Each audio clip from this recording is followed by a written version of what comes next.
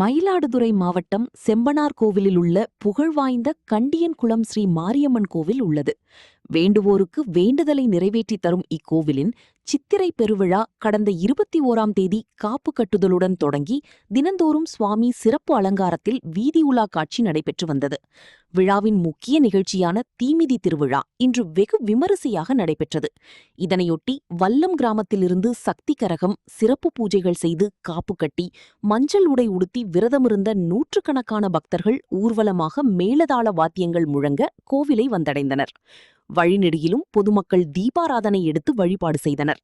கோவில் முன்பு அமைக்கப்பட்டிருந்த தீக்குழியில் சக்தி கரகம் இறங்கியதை அடுத்து பக்தர்கள் தீக்குழியில் நடந்து சென்றும் குழந்தைகளை தோளில் சுமந்து கொண்டும் தீமிதித்து தங்களது நேர்த்திக் கடனை செலுத்தியது காண்போரை பக்தி பரவசத்தை ஏற்படுத்தியது.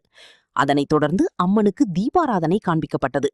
இந்த விழாவில் செம்பனார் கோவில் மற்றும் அதன் சுற்றுவட்டார பகுதிகளைச் சேர்ந்த ஆயிரக்கணக்கான பக்தர்கள் கலந்து கொண்டு சாமி தரிசனம் செய்தனர்.